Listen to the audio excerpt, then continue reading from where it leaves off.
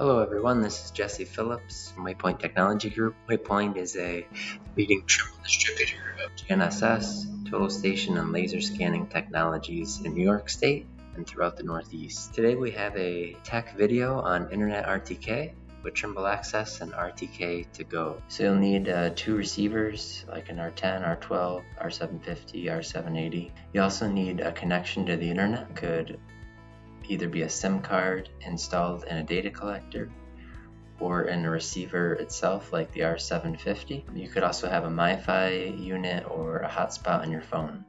All these things could be used to provide the internet connection necessary for this survey style. You'll also need a data collector running Trimble Access, and that could be a TSC5, TSC7, or something like that. Finally, you'll need a RTK2GO Base Station Reservation, which is free to set up online. So as far as what we'll cover today, the first thing we'll look at is setting up a new base station reservation in RTK2GO, which is only something you need to do once for the first time.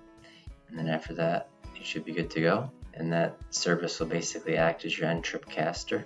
Secondly, we'll look at how the base receiver is going to access the internet, whether you're going to leave a hotspot or basically how you're going to get the base receiver connected to the internet. And we're going to dial into the setting up a survey style and a GNSS contact. So to start, we're going to start in RTK2GO, and that's located at RTK2GO.com. Pretty simple website address. This website has a lot of good information. This is important, and this will actually show up in an email that you get from them, but as far as the IP address and port that you'll be utilizing, it's right there. But what we're going to do is if you scroll down, you'll see you must register before use. Click here, and that's a link for a new base station reservation.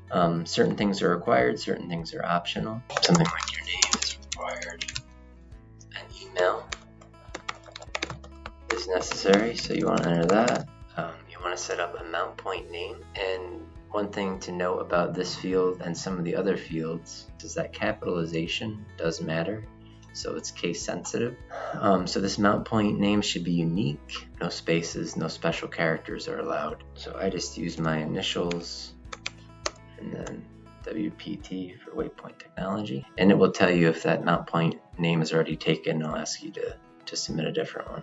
Next, you'll need to set a mount point password. So for this exercise, I'll just enter this. Message format is an important one. You do not want it to auto parse. Sometimes, even though I've changed this, it will still come through as auto parsing. So you may need to contact RTK2GO and have them update this if the survey style is not working correctly. So you're going to want to set it to CMR, CMR Plus, all flavors, which would include CMR Act. You're going to be using NTRIP version 2. For this, just to keep things simple, I just keep this the same as the mount point name. Base station city is optional, so that's up to you, and country.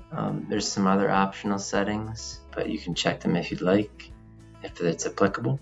So before we hit send, there's a couple important notes down here. So you'll get an email from RTK2GO, and you'll have to reply to the email to have your reservation processed. Just some sort of response to them to know it's a legitimate request. But once all these settings look good, you don't need to necessarily write all this down, because this will all be emailed to you once it's verified. So you can hit send. So if we pull up Trimble Access, if you go to the menu button, settings, survey styles, if you already have a survey style set up for a more traditional base rover HF radio, you might just want to copy that one and then change the settings. If you don't, you can create a new one, which is going to be a new GNSS survey style. We can review the one I have created for Internet or Cell RTK. So first we'll look at the base options. We can set the survey type to RTK, or if you're going to be logging data for post-processing at the base, you could set that to RTK and infill or RTK and logging. Here's the broadcast format. I want to make sure that's set to CMRX.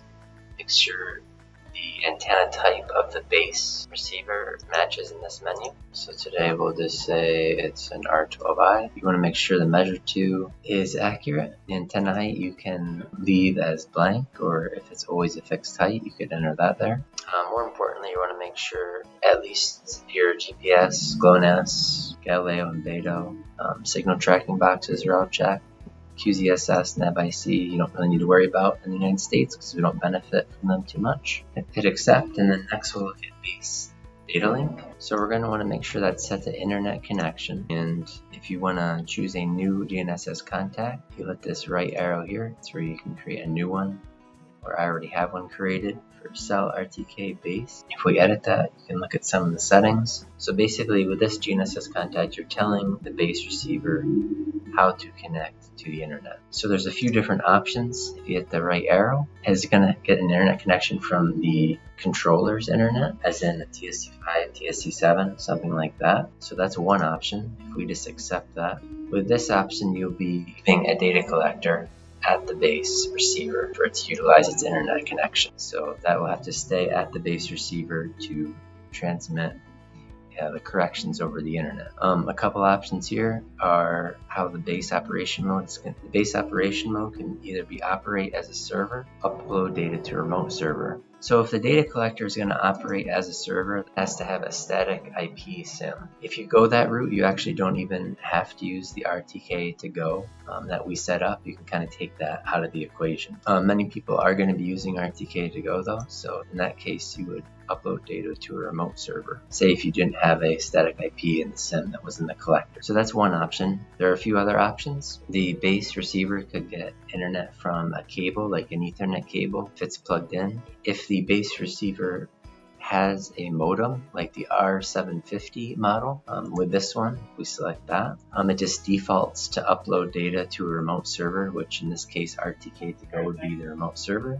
No pin should be required, so in this case you'd need a SIM installed in the R750. So for the purposes of today's demonstration video, we're going to go with receiver internet Wi-Fi. So many of you probably just would want to leave a MiFi or a hotspot at the base. To do that, you'd want to have this set to receiver internet Wi-Fi. You can either configure that Wi-Fi connection now or later, but if you hit edit, you can look at it now. This won't need to be enabled as an access point, but as a client it will be. I already have connected to the Wi-Fi at our office, but to show you what this looks like, I can delete that. This is probably what it'll look like for you. So you'll scan like you would for like on a computer or laptop. You'd scan for Wi-Fi networks in the vicinity. You'd find your hotspot or your MiFi in that list. I'm just going to connect to our office Wi-Fi. It's going to require a security key. So whatever the password is to connect to your MiFi or hotspot, you'll enter that, you'll hit accept, and you should be able to hit accept again. Under the corrections tab, you want to use NTRIP, make sure that's set to yes. The NTRIP username, B&J and PWPT. I set mine the same as my mount point name, just to keep it simple, but these will show up on the email from RTK2GO as well. So my mount point name matches, I entered my unique password.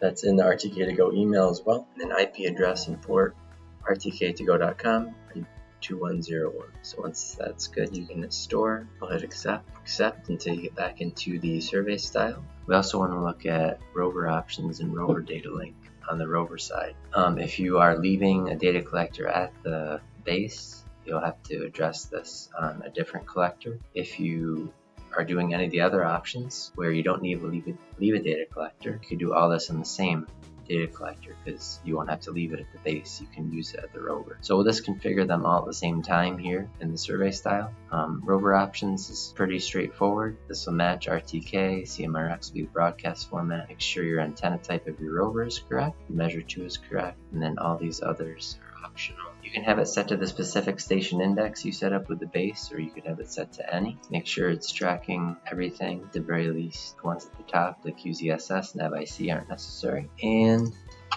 Rover Data Link. So you're not going to have anything here if this is your first time doing it, but the type is going to be internet connection at the Rover as well. And you'll hit the right arrow to either create a new or copy/edit an existing. So if you want to create it, let's call it Internet RTK Rover. I'm going to use the data collector's internet at the Rover. So I'm going to receive the corrections. Then if I go to the corrections tab, RTX no, NTRIP yes, the rest of these no. So NTRIP username and password. The NTRIP username at the Rover is going to be your email address.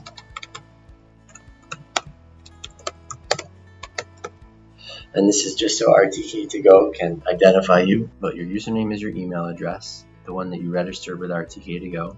Enter a password. You don't really have that set in RTK2GO, but Trimble Access wants something in that field, so you can just enter none. As far as IP address and port, that's going to match what was in the base data link. Just make sure those match. So RTK2GO.com, IP port 2101. Hit enter and store. Make sure the one you want is highlighted. Accept again. And so once you have these first four all set, and then all these others are optional, but you can hit store. Alright, so we should be able to give this a test as long as we're connected to the whatever we set as the base receiver. In this case it's an R12i, so we should be able to go to measure, and in this case I called it cell RTK instead of internet RTK, but basically the same idea here. And we're going to go to start base receiver.